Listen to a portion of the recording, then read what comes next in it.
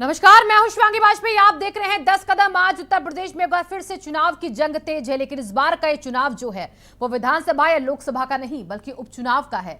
उपचुनाव में आजमगढ़ की सीट बहुत महत्वपूर्ण बन चुकी है और ऐसे में आज सीएम योगी आदित्यनाथ आजमगढ़ उपचुनाव में यहां पर अपने प्रत्याशी यानी कि दिनेश लाल यादव की जीत के लिए 2 जनसभाएं करने के लिए पहुंच रहे हैं। आपको याद दिला दें कि लोकसभा से 19 में अखिलेश यादव यहां से सांसद थे, लेकिन इस बार के विधानसभा चुनाव में विधायकी का भी चुनाव अखिलेश यादव ने लड़ा और उसके बाद उन्होंने सांसदी छोड़ दी, सीट छोड़ दी और उसके बाद वो विधायक पद की शपथ ले चुके हैं। अब ऐसे में यहां पर उपचुनाव हो रहा है और जब उपचुनाव है तो ऐसे में बसपा, सपा और बीजेपी तीनों के ही कैंडिडेट जो है वो यहां पर अब ये लड़ाई सम्मान की लड़ाई बना चुके हैं। जहां समाजवादी पार्टी अपनी सीट को बचाने के लिए जी तोड़ मेहनत कर रही है, तो वहीं बीजेपी और बसपा अपनी पुरानी सीट को हासिल करने के लिए यहां पर जुटी हुई है। तो ऐसे में त्रिकोणीय मुकाबला बहुत ही दिलचस्प है। हालांकि भारतीय जनता पार्टी की तरफ से जो कैंडिडेट हैं रउआ, उनका ये कहना है कि सपा से तो उनकी कोई टक्कर ही नहीं है। अगर मुकाबला है तो गुड्डू जमाली से हम फिर भी मान सकते हैं, क्योंकि गुड्डू जमाली लगातार बसपा के कैंडिडेट जब से बने हैं वो उसके बाद से जैसे प्रत्याशी घोषित हुए लोगों के बीच में जाकर अपने लिए वोट अपील करना, लोगों से चुनाव प्रचार करते हुए उनका साथ मांगना, वो बहुत पहले ही शुरू कर चुके हैं और जगह जगह लोगों के साथ खड़े भी नजर आते हैं। इसीलिए भारतीय जनता पार्टी जो है अपना अगर मुकाबला मानती है तो गुड्डू जमाली से मानती है, बल्कि धर्मेंद्र यादव जो कि सपा के कैंडिडेट हैं उनको अपने आगे आंख ही नहीं रही है। अब जब चुनाव के नतीजे आएंगे, क्योंकि 23 जून को यहां पर मतदान होना है और उससे पहले बहुत कम वक्त बचा है प्रचार के लिए, ऐसे में समाजवादी पार्टी हो, बसपा हो या बीजेपी हो, कोई कोर कसर नहीं छोड़ना चाहती है और इसीलिए आज सीएम योगी आदित्यनाथ ने कमान संभाली है। भारतीय जनता पार्टी ने भी अपने सांसदों को, केंद्रीय मंत्रियों को, राज्य मंत्रियों को, सबको लगा दिया है इस उपचुनाव की लड़ाई लड़ने की। और आज इसी पर चर्चा हो रही है कि किस तरीके से जंग आजमगढ़ कौन फतेह करता है, कौन जीतता है आजमगढ़ के उपचुनाव की लड़ाई को। इसको आगे बढ़ाते हमारे खास मेहमान जो आज हमारी चर्चा में जुड़ रहे हैं, कि करके सबसे पहले मैं उनका आपसे तारुफ करवा देती हूँ और आगे जानती हूँ कि किस तरीके से आगे लड़ाई लड़ेंगे। वो हमारे बीच शमशी आजाद जी जुड़ चुके हैं बीजेपी के नेता के तौर पर। शमशी जी, बहुत बहुत स्वागत है आपका। और इसी के साथ मनोज यादव जी सपा नेता के तौर पर हमारे बीच में जुड़ चुके हैं। मनोज जी, आपका भी बहुत बहुत स्वागत है चर्चा में। तो दो पार्टियों के प्रवक्ता तो हमारे बीच में ही हैं और सीधा मुकाबला अगर देखा जाए तो 3 कैंडिडेट में है। बसपा से भी हमारे साथ जुड़ेंगे विद्या गौतम जी, तो उनसे भी यहाँ पर हम चर्चा करेंगे इस बात को लेकर। लेकिन सबसे पहले शमशी आजाद जी, मैं आपके पास आ रही हूँ। आजमगढ़ की राह की आपको भी मुश्किल लग रही है और इसीलिए सारे सितारे जमीन पर उतार दी हैं आपने। बहुत बहुत धन्यवाद शिवांगी जी आपका आज के बहस में मेहमान बनाने के लिए। हमारी लड़ाई देखिए परिवारवाद से है, जातिवाद से है और जो विकास में बाधा उत्पन्न कर रहे हैं उनसे है।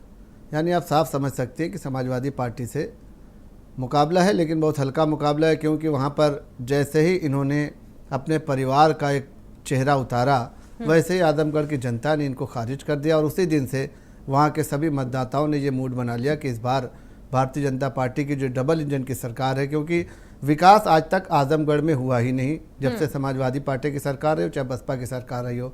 मेरा अक्सर वहाँ जाना आना होता है क्योंकि हम वहीं के पड़ोसी ज़िले जौनपुर के रहने वाले हैं। तो हमने वहाँ देखा है कि आजमगढ़ में विकास जो है बिल्कुल नहीं हुआ है और जब भी विकास कोई करना चाहता है तो वहाँ यही समाजवादी पार्टी के लोग वहाँ पर बाधा उत्पन्न करने का काम करते हैं। तो इस बार जनता ने जो देखा है कि डबल इंजन की सरकार है और उत्तर प्रदेश के सभी ज़िलों में विकास की एक नैया से बह रही, विकास की एक बयार से आई हुई है, तो वहाँ के मतदाताओं ने इस बार जाति से ऊपर उठकर, परिवारवाद से ऊपर उठकर राष्ट्र हित में, देश हित में और विकास के हित में वोट करने का निर्णय ले लिया है और इस बार भारतीय जनता पार्टी की जीत वहाँ पर पक्की है। और हमारे स्टार प्रचारक भारतीय जनता पार्टी ने जो बनाया है वो पूरी तरीके से वहाँ पर मौजूद हैं और लगातार जनता के बीच में जा रहे हैं।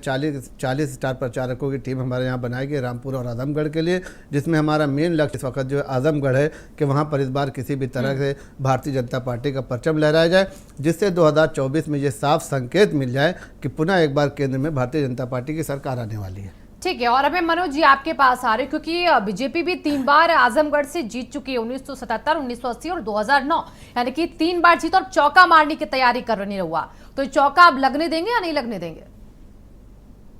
देखिए, इसका निर्णय आजमगढ़ की महान जनता करेगी।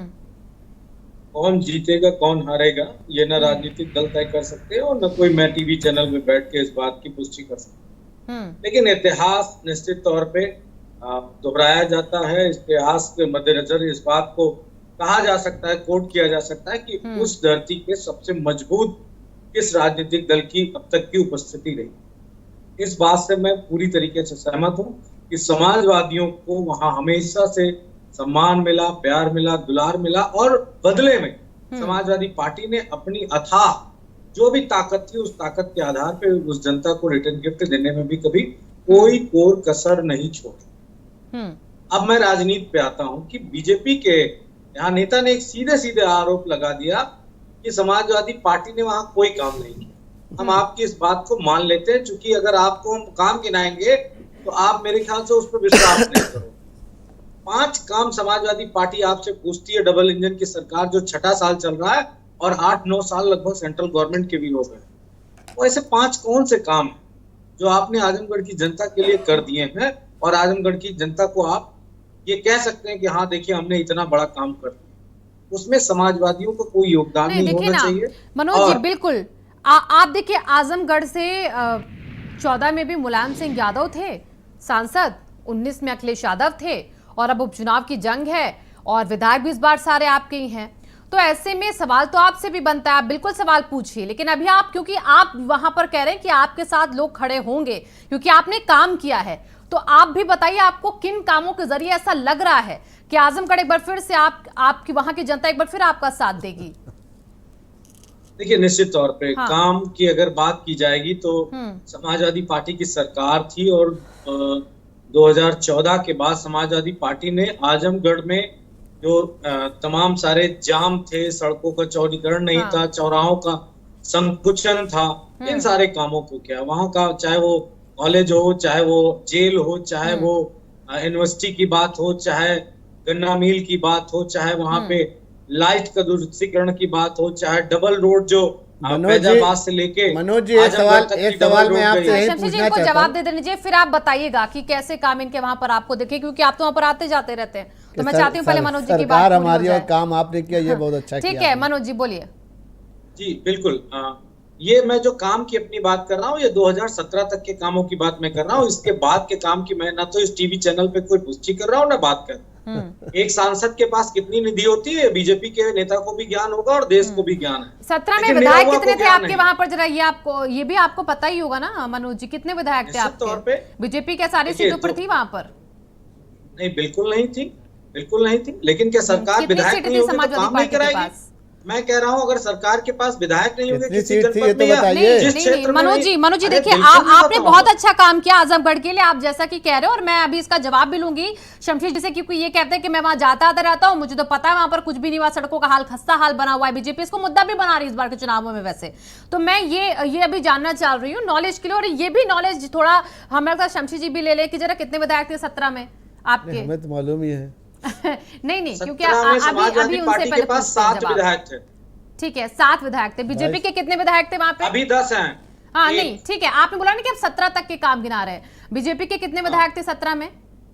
नहीं 17 के बाद 7 थे हमारे पास। ठीक है 7 थे, 7 में 10 सीटें हैं, 7 आपके। बीजेपी के पास कितने विधायक थे आजमगढ़ में 17 में? 1 विधायक था। और बसपा के पास 2 थे। ठीक है, तो आप 17 तक के काम गिना रहे हैं और आप आगे की गारंटी नहीं ले रहे हैं। 19 में भी आप रहे हैं, सबसे ज्यादा विधायक भी आपके रहे, आप कह रहे काम कर रहे हैं। चलिए अब मैं काउंटर करवा लेती हूँ शमशेर जी। 19 में हमारी कौन सी सरकार थी? अरे मैं कह रही हूँ सांसद थे अखिलेश यादव। सांसद की निधि कितनी होती उसके है? बाद विधायक भी आपके 17 से बैठे हुए थे। अब आप तो 22 में पूरे के पूरे 10 विधायक हो गए। मैंने इसे पूरा कैलकुलेशन आपसे करवा लिया मनोज जी, विधायक का कैलकुलेशन करवा लिया मैंने, सांसदों का भी कैलकुलेशन करवा लिया। ठीक है, एक सेकंड, आपने जो नरेशन बनाया है टीवी चैनल पे एक सवाल पूछ के, उस नरेशन का जवाब दे के ही आप शमशेर जी के पास जाइए। ठीक है, विधायक की निधि होती है लगभग 2.25 करोड़ के आसपास। ठीक है, 2.25 करोड़ में कितनी लंबी सड़क बना देगा? ठीक है, और उसके साथ साथ जो विधायक निधि से काम किए जाते हैं वो काम में हैंड पंप भी है, लोगों का इलाज भी है, सारी चीजें हैं। और कोरोना काल में 30 साल चले गए, विधायक निधि भी सरकार ने काट दी। आपको पता नहीं है? इस बात का इल्म तो होना चाहिए। अच्छा, कि क्या 3 साल लगातार निधि मिली विधायकों को? ठीक है। सांसदों को किस तरह से उनकी निधि नहीं, सरकार ने जब्त कर सुनिए ली। ना, पता है मुझे मनोज जी, मुझे पता है, मैं आपसे सिर्फ कैलकुलेशन, एक आंकड़ा देख रही थी, क्योंकि अगर यहाँ पर बिल्कुल, विधायक मैं किसी और calculation पार्टी ही को तो बता रहा फिंगरा हूं उन पर आपके भी चैनल फूट पर। जाता। मैंने इसलिए अरे आपसे सीधे मुख्यमंत्री जवाब और लिया है। कैबिनेट मंत्री के पास बहुत ताकत होती रुकिए, है। नहीं बिल्कुल, आप विधायक मैं चुने हैं। उसका जवाब दे रही हूँ ना मनोज जी, सुनिए ना, पता सबको है, मुझे भी पता है, आपको भी पता है, और शमशी जी को भी पता है किसकी कितनी निधि है। लेकिन बात यहाँ पर अभी हम देख रहे हैं कि प्रत्याशी और जनप्रतिनिधि और सांसद, क्योंकि इन पर भी एक जिम्मेदारी होती है, इसलिए मैंने अभी मैं शमशी जी से भी इसको लेकर सवाल करूंगी। आप क्यों इतने खफा हो रहे हैं? पहले तो पता सबको है, मुझे भी पता और आपको भी पता है। अब मैं शमशी जी के पास चलती हूँ। शमशी जी, अब देखिए, आप कह रहे हैं कि विधायक भी, सांसद भी उनके रहे और सबसे ज्यादा उनके यहाँ पर कैंडिडेट जीतते रहे हैं, लेकिन अब जब आप वहां पर जा रहे हैं, क्योंकि मनोज जी कह रहे हैं कि बहुत काम किया है सरकार आपकी 17 में, आपने कोई काम ही नहीं किया, हमारे पास तो पैसा ही नहीं विधायक निधि में, आप बताइए क्या करें हम, सांसद कितना कर लेगा, ये वो कह रहे हैं, सरकार हमारी है नहीं, फिर आप कैसे कह रहे हैं कि सपा ने कुछ नहीं किया?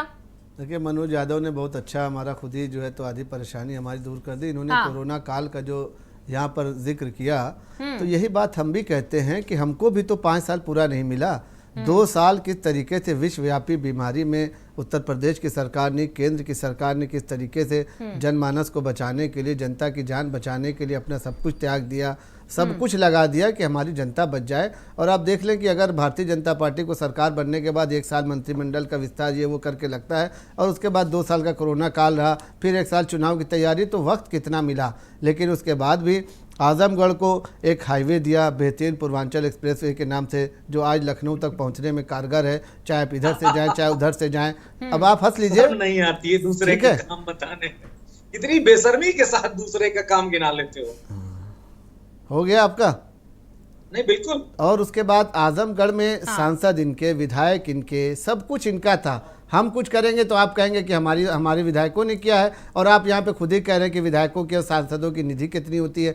तो भाई साहब, सब कुछ तो आपका वहाँ पे था, हमको तो आपने समय नहीं दिया। 12 से 17 तक आप थे वहाँ पर, आपने वहाँ पर कोई ऐसा काम नहीं किया जिसको कि हम आगे बढ़ाते। हमने वहाँ पर बुनियादी स्ट्रक्चर तैयार किया। आज आजमगढ़ जो है उत्तर प्रदेश में जो है किस तरीके से आगे बढ़ रहा है, ये भी आप देख ले। जहाँ पर रात में सफ़र करने के लिए महिलाएं डरती थी, और महिलाओं का परिवार कहता था कि रात में आजमगढ़, बलिया, गाजीपुर, पूर्वांचल के ये वो ज़िले हैं जहाँ पर आदमी जाने से, औरतें जाने से डरती थी, घबराती थी।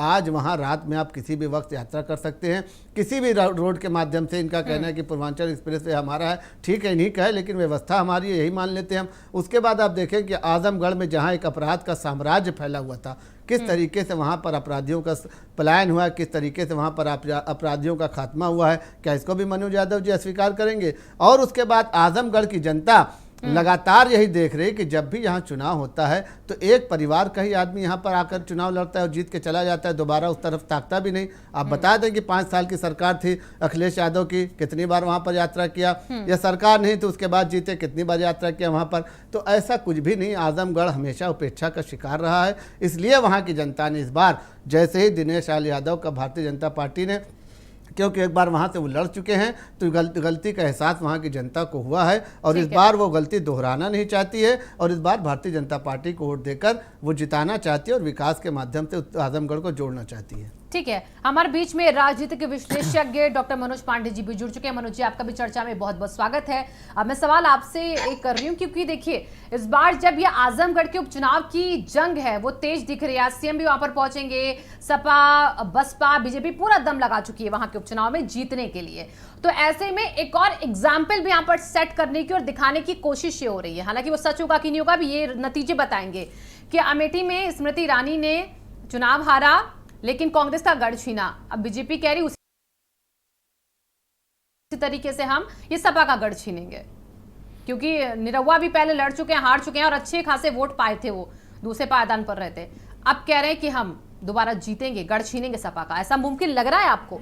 देखिए, राजनीति में कहना भी चाहिए, वो सत्ता दल है, तो अगर वो ऐसी बात न कहें तो हमें लगता है ये उचित भी नहीं है। सत्ता दल को तो कहना चाहिए कि हम छीनेंगे, हमने काम किया है, पहली बात। दूसरी बात कि हाँ, आजमगढ़ की लड़ाई इस बार दिलचस्प रहेगी, क्योंकि जो कैंडिडेट दोनों हैं वो सजातीय हैं। अगर जाति से, भाजपा ने भी जातीय समीकरण का एक बड़ा कॉम्बिनेशन देखा है, और उन्होंने सजातीय कैंडिडेट दिया है, यानी यादव बाहुल्य कॉन्स्टिट्यूंसी और माई का जो कंसेप्ट है उसमें बसपा की तरफ से गुड्डू जमाली साहब लड़ रहे हैं। तो ये देखना है कि गुड्डू जमाली साहब को कितना वोट मिलता है, कितना वोट वो मुसलमानों का काट पाते हैं। मुकाबला दिलचस्प होगा, इसमें कोई शक नहीं, मुकाबला बड़ा दिलचस्प होगा। लेकिन जहां तक वो कांग्रेस से राहुल गांधी के गढ़ छीनने वाली बात है, वो बात समाजवादी पार्टी पर इसलिए लागू नहीं हो पाएगी कि समाजवादी पार्टी का एक राजनीतिक जमीनी आधार भी है, उसके पास कार्यकर्ता भी हैं।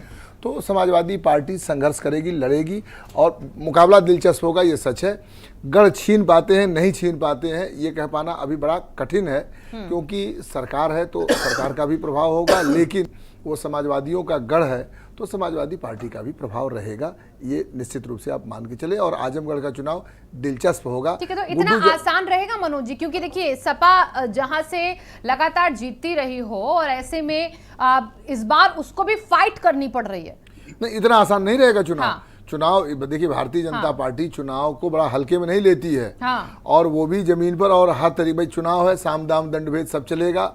उपचुनाव है, भारतीय जनता पार्टी के पास खोने के लिए कुछ नहीं है। हाँ। यदि भारतीय जनता पार्टी उस सीट को जीतती है तो ये संदेश देने में सफल रहेगी कि हमने मुलायम सिंह यादव के परिवार का सफाया कर दिया राजनीतिक रूप से। तो ये एक संदेश देने का भाजपा प्रयास करेगी। और चूंकि बसपा कभी भी उपचुनावों में भाग नहीं लेती थी, तो बसपा का भाग लेना इस बात का संकेत है कहीं न कहीं कि लड़ाई सपा और भाजपा के बीच बड़ा दिलचस्प मुकाबला होगा। और बसपा चुनाव जीतेगी तो नहीं, लेकिन किसी एंगल से, एक एंगल से बसपा कितना MY फैक्टर में वाई को प्रभावित कर पाती है, ये देखना है। चलिए ठीक है। और अब हमारे साथ देखिए जुड़ भी चुकी हैं विद्या गौतम जी। अब मैं जरा उनके पास सवाल लेकर चलती हूँ। विद्या जी, बहुत बहुत स्वागत है आपका चर्चा में, पहले तो डिबेट में शामिल होने के लिए। लेकिन देखिए अभी मनोज जी भी जिक्र कर रहे हैं कि लड़ाई बहुत टफ है। तीनों जो कैंडिडेट हैं, चाहे बसपा के, बीजेपी को या सपा के, मजबूत बहुत हैं। गुड्डू जमाली लोगों के बीच में रहे हैं, जुड़ते रहे लोगों से, तो वो भी किस तरीके से वाई फैक्टर को और एम फैक्टर को अपने पाले में लाते बहुत दिलचस्प हो जाएगा। यानी कि दो यदुवंशी और बीच में गुड्डू जमाली, ये त्रिकोणी मुकाबला कैसा आपको दिख रहा है? निश्चित रूप से कि जैसे आपने कहा, गुड्डू जमाली एक विशेष उसको वो करते हैं और बहुत मेहनती हैं और उन्होंने क्षेत्र में काम किया है। क्षेत्र में लोगों के बीच में उनकी एक बहुत बड़ी पहचान है और जो पिछला विधानसभा चुनाव में था उसमें उनका सबसे बढ़िया प्रदर्शन भी रहा है। और बीएसपी, जैसे भी सर ने कहा कि बीएसपी अक्सर उपचुनाव नहीं लड़ा करती थी, लेकिन अगर यदि इस बार लड़ रही है तो बहुत मजबूती के साथ लड़ रही है। गुड्डू जमाली एक जाना माना चेहरा है उस क्षेत्र के, तो निश्चित रूप से वो बहुत बड़ा परिवर्तन ठीक है। अच्छा विद्या जी, ऐसा तो नहीं, क्योंकि जब हमने देखा 22 के चुनाव हुए थे तो समाजवादी पार्टी कह रही थी कि आप जो है बीजेपी की बी टीम बनकर काम कर रही हैं, और यहाँ पर भी जैसा कि कहा जा रहा है कि बसपा जीतेगी नहीं, तो क्या आप बी टीम की तरह ही वोट काटने के लिए सिर्फ यहाँ पर लड़ रही हैं क्या चुनाव? ये लोकतंत्र है, ये लोकतंत्र है, डेमोक्रेसी है। कोई कुछ भी किसी को कह सकता है क्योंकि सबको बोलने का अधिकार है। बट निश्चित रूप से ये जो बोल रहे लोग हैं उनको परिणाम ही दिखेंगे, क्योंकि गुड्डू जमाली बहुत मेहनतकश व्यक्ति हैं और बहन मायावती जी ने अगर उन्हें खड़ा किया है तो बहुत सोच विचार के खड़ा किया। ये चुनाव हमारे लिए एक चुनौती है जिसे हमारी पार्टी पूरी तरह स्वीकार कर रही है और हम सब मेहनत भी कर रहे हैं। ठीक है मनोज जी, आपके लिए चाहे निरहुआ हो चाहे गुड्डू जमाली हो, ये दोनों क्या आपको लग रहा है कि आपको टक्कर दे पाएंगे, धर्मेंद्र यादव को यहाँ पर हरा पाएंगे? देखिए, जो भी प्रत्याशी लड़ रहे हैं, चाहे बसपा के हो या बीजेपी के हो, समाजवादी पार्टी उनका चैलेंज स्वीकार करती है। ठीक है। हमारे साथ राजनीतिक विश्लेषक मनोज पांडे जी हैं, उन्होंने एक शब्द का इस्तेमाल किया कि हमारा गढ़ है। तो निश्चित तौर पे सबसे ज्यादा अगर आन बान शान की बात आएगी तो समाजवादियों की आए। हमें अपने गढ़ को जीतने का पूरा मासदा, पूरी ताकत लगानी है और हमारे गढ़ को ताकत लगानी पड़ रही है मनोज जी, ये तो मानते हैं आप, ताकत लगानी पड़ रही है इस बार। ठीक है, कोई चुनाव हवा में नहीं होता। बिल्कुल। देश के प्रधानमंत्री हैं, विश्व गुरु हैं, बिल्कुल। बनारस आके डेरा डाल देते हैं 4-4, 5-5 दिन। ये क्या बात किसी से छिपी नहीं है क्या?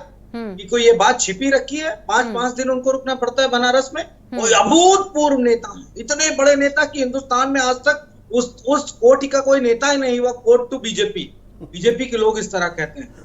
और उनका अगर पदार्पण राजनीति में ना होता तो भारतीय राजनीति पता नहीं कहां चली जाती, ये तक कहा जाता है। फिर भी 5 दिन रुकते हैं।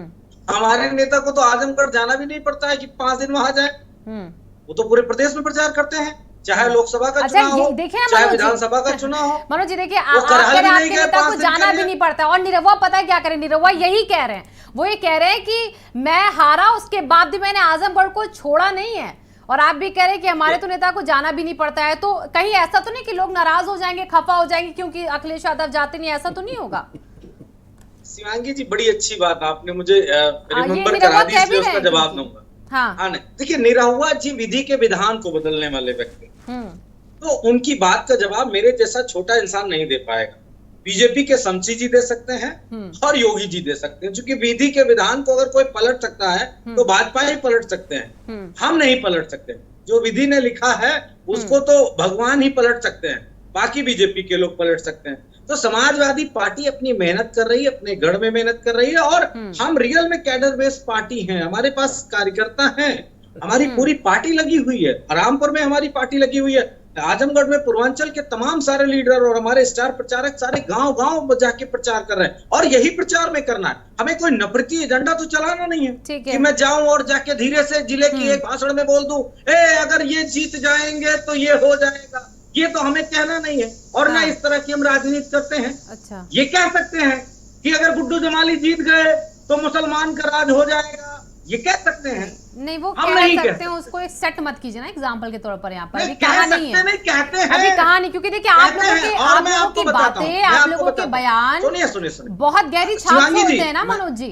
तो मैं बहुत सोच समझ के बोलना पड़ता है हर एक बयान। सोच समझ के नहीं कह रहा कोई भी पार्टी हूं, मैं हो। बीजेपी का विश्लेषण कर रहा हूँ। हाँ, बड़े ठीक है। सरल चलिए। शब्द, जैसे योगी आदित्यनाथ जी पहुंच रहे हैं, आज हाँ। 2-2 रैली करेंगे, लेकिन ठीक मनोज है। पांडे जी से मैं पूछना चाहूंगा कि वो कब ये सवाल पूछेंगे कि पूरा प्रदेश जल रहा है। योगी जी के और कैबिनेट के पास टाइम नहीं है कि जाए उन जिलों में, उन लड़कों से संवाद करें, इसके लिए समय नहीं है बीजेपी के पास। अच्छा, कितनी बसें फूंक दी गई, कितनी गाड़ियां फूंक दी गई, इसका टाइम नहीं है कि जाके उन बच्चों से संवाद करके उत्तर प्रदेश के लॉ एंड ऑर्डर को और उन बच्चों की बात को सुना और समझा जाए, इसके लिए समय नहीं है। चुनाव में प्रचार करने का समय है बीजेपी के पास। मैं आपका सवाल ये लेकर सबसे बड़ी चलती हूँ, मैं आपका सवाल लेकर चलती हूँ। शमशी जी, एक सवाल तो बहुत अहम वो कर रहे हैं कि बसें फूंक दी गई, योगी जी जाए ना हर बस के अंदर झाके जाके हर युवाओं को पकड़े जाकर, काहे आप निर्देश देते रहते हैं कि जाओ चेक करो स्थानीय लोगों से, योगी जी को जाना चाहिए, इसका जवाब दीजिएगा, क्यों नहीं जाते हैं? और एक और सवाल है, एक सवाल मेरा भी ले लीजिए। सवाल ये है क्योंकि जैसा कि अभी अबू आजमी जी कह रहे हैं कि हम लड़ाई लड़ रहे हैं, निरहुआ कह रहे हैं हम यहाँ पर जीत रहे हैं लेकिन फिर भी हम लड़ रहे हैं। अबू आजमी सपा नेता वो एक कहते हैं कि यहाँ पर ठुमके लगाने वालों की जरूरत नहीं है, तो क्यों भेजा निरहुआ को? ऐसे भी आरोप आप पर लग रहे कि वो तो ठुमके लगाते हैं, उनको कैसे आप लड़ा रहे हैं? नहीं, राजनीति में देखिए सबको चुनाव लड़ने का अधिकार है। ऐसा किसी संविधान में नहीं लिखा है कि जो ठुमका लगाता हो या जो एक्टर हो, जो सांस्कृतिक कलाकार हो, जो राजनीतिक विश्लेषक हो, जो पत्रकार हो, जो समाज सेवी, वो चुनाव नहीं लड़ सकता है। आज़ादी सबको है, चुनाव लड़ने के स्वतंत्र देश है और यहाँ पर सबका अपना अपना सिस्टम है। बात रह जाती है कि क्यों नहीं गए। मैं इनसे भी पूछना चाहता हूँ कि आपके लोग तो वहाँ मौजूद हैं, तभी आप इतनी दमदारी से बात कर रहे हैं। आपके लोग वहाँ मुंह छिपा कर उपद्रव कर रहे हैं, इसीलिए आप कह रहे हैं कि हमारे लोग वहाँ मौजूद हैं। आपके लोग ही बसों में, आपके लोग ही, सुन लीजिए, आपके लोग वहाँ मौजूद हैं। नहीं, आप बता दिए कि आपके अखिलेश यादव वहाँ मौजूद हैं, छात्र हैं तो समाजवादी पार्टी के धर्मेंद्र यादव जी वहाँ मौजूद हैं, शिवपाल यादव जी आपके मौजूद हैं, टीवी चैनल पे नहीं आपकी भाभी जी वहाँ पर मौजूद हैं, मुलायम सिंह यादव वहाँ पर मौजूद हैं। नहीं, बस हो गया, आपका मानसिक संतुलन खराब हो गया। भाजपा के ऊपर बात अगर सार्थक हो रही हो तो बात सार्थक क्या करिए। जानता है कि बीजेपी के लोग देश का प्रदेश का मुख्यमंत्री हर जगह पहुंचे, वो अपील कर रहा है, शांति व्यवस्था बनाए है, लगातार मीटिंगें ले रहा है कि जरूरी है कि हर बस में जाकर झांके और आपको दिखाए। आपकी आंखों से दिखेगा नहीं। आपको यही बात खल रही है कि जो 6 साल तक उत्तर प्रदेश में अमन चैन बना हुआ था, सुनिए, जो अमन चैन बना हुआ था, और आपके सारे दंगे में आपकी पार्टी का नाम जो है सारी पार्टियों ने लिया है, चाहे आईएम वाले हो, चाहे आप आदमी पार्टी हो, सभी ने समाजवादी पार्टी का नाम लिया, चाहे कानपुर का दंगा रहा हो, चाहे सहारनपुर का रहा हो, चाहे प्रयागराज का रहा हो, आप ही का नाम बाकायदा लिया गया है। हर दंगे में समाजवादी पार्टी के गुंडे मौजूद थे। आजमगढ़ की जनता ये बात आजमगढ़ की जनता इस बार आपको करारा जवाब देगी कि हर बार एक ही परिवार का आदमी चुनाव लड़े, चाहे उत्तर प्रदेश में और कोई मौजूद नहीं है समाजवादी पार्टी के लिए। पकौड़ा तलने जैसा रोजगार दे सकती है। नहीं, हम दे सकते हैं पकौड़ा तलने का, आपने तो वो भी नहीं किया। नौकरी दे सकती है। आपने क्या किया? आपने क्या किया भाई? आपने हमेशा वही मुसलमानों के साथ हमेशा नौकरी कहते हो, आपने हमेशा तमाशा बनाया उत्तर प्रदेश सच्चाई के साथ ये कर रहे हो। आज आपके हाथ से सत्ता निकल गई है तो आप छटपटा रहे हैं। नहीं, आपने काम बोलता है का नारा दिया था, जनता ने आपको क्यों नकार दिया? क्योंकि जो जनता तमाम एक सारे बार गलती मैनेजमेंट करके के देख स्कूल के चुकी थी बच्चे को 2012 में तलवार है, कि हमने किस यही तो आपका अहंकारवादी सबसे नेता बड़ा को चुना इस है, देश को हमने किस उपकार है। देशवादी सरकार बनाई है। यही तो आपकी अब तो सबसे बड़ी समाजवादी उपलब्धता पार्टी है। रही नहीं गई है, आप अब पकौड़ा सिर्फ एक तलवाओगे आदमी इस की देश पार्टी के रह गई, नौजवानों वो है से, अखिलेश। और जो अखिलेश मरने का के लिए, जो शहीद चाटुकार होने है, के लिए इस उसको देश पे टिकट अपनी मिलता है, जिंदगी जो मुलायम कुर्बान सिंह के करना खाए चाहते में हो, का है, उसको 4 जो साल किसी के और लिए के खाए में का है, मेधाव पे रामगोपाल नौकरी यादव दोगे, का है, जो धर्मेंद्र यादव का साथी है, टेम्परेरी बेस पे उसको दोगे। अरे समाजवादी जाओ, मैं पार्टी फिर अपना श्राप काम दे करना दूंगा, नहीं आपको मानती। दिक्कत हो जाएगी। ठीक है, रुकिए, परिवार रुकिए, परिवार रुकिए, मत रुकिए। चिल्लाओ, ने भी बिना परिवार के मर जाओगे। ठीक नहीं, है। हम कभी कुछ होगा ही नहीं आपके अरे यहाँ। ये परिवार मरने नहीं की चले बातें जाओगे। क्यों कर रहे हैं भाई? बात मैं करते कह हैं रहा हूँ, मनोज श्राप यादव दे जी। रहा हूँ। इतना रोज मनोज यादव ये जी मर को जाओगे। थोड़ा नहीं नसीब थोड़ा होगा। सा अपनी मर जाहिलियत जाओगे, को ये क्या कंट्रोल है में मनोज करिए। जी? चैनल पे आप बैठे हुए हैं, मनोज ताकि जी, क्या बात है? करने की परिवार तमीज नहीं है। परिवार परिवार परिवार आप अपने ठीक है। परिवार और क्या है ये? लड़ने को परिवार ये मत कहते परिवार हो। ही तो है कि आप हटे तो बेशर्म कहीं धर्मेंद्र के। यादव को ले आए। राजनाथ क्या सिंह क्या आजमगढ़ है? में कोई मौजूद नहीं था नेता? क्या कहूँ पंकज सिंह को? नहीं, आपके राजनाथ सिंह के आजमगढ़ में कोई बेटे नेता मौजूद नहीं था बेशर्म उत्तर कहीं के। प्रदेश में, सिर्फ धर्मेंद्र अरे यादव ही पंकज मौजूद सिंह थे। का किसका नाम पूछूं, उनके पिता का नाम क्या है?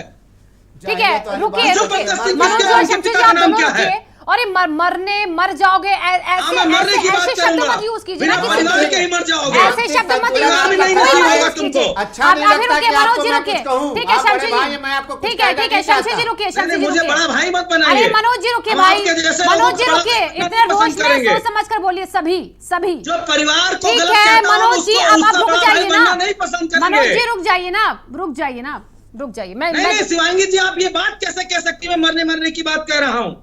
मैं अरे कह आप रहा हूँ, कह रहे जिस बिना जो परिवार के पे मर उंगली उठाए, जाओगे। वो भारतीय कल्चर को आपने नहीं बोला बिना परिवार करता के है। मर जाओगे, ये कैसे वो कैसे जाने कैसे दो, आप पता समझ नहीं रहे हैं? है कि योगी जी अगर तो ये तो शब्द शादी आप बोल करे। रहे हैं यहाँ पर, तो मैं कह रही हूँ ऐसे शब्दों का कोई भी इस्तेमाल ना मैं करें कह रहा यहाँ हूँ पर ना, बैठकर। एक सेकंड मेरी बात सुन लीजिए। वो अमेरिका, इंग्लैंड, फ्रांस का जाके कल्चर अपनाए, एक बार रह के 10 शादी करे, अपने बच्चों को छोड़ दे अनाथ, वो कल्चर अडॉप्ट करे बीजेपी।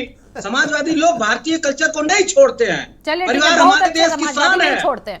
ठीक, और विजय- ठीक चुनाव है। मैदान में गए हैं। राजनीति है। को कौन परिवारवाद प्रत्याशी नहीं कैसा कहता है? ठीक है मनोज जी, मनोज आप भाई। ही बोलते रहेंगे, क्या खा रही है? रुकिए कि निरहुआ कौन मनोज है? जी रुकिए, मैंने सुन लिया आपकी बात। मैंने सुन ली, रुकिए। मुझे अभी मनोज पांडे जी के पास जाना है, फिर मुझे जाना है विद्या जी के पास। मनोज जी देखिए, एक सवाल और है, क्योंकि यहाँ पर अब ये कैंडिडेट को लेकर भी सवाल खड़े कर रही है बीजेपी, और यहाँ पर बार बार ये लगता रहा है आरोप कि अपने परिवार से कैंडिडेट क्यों दिए जाते हैं। धर्मेंद्र यादव आए तो क्यों आए? आजमगढ़ के ठीक है, 5 काम बताए।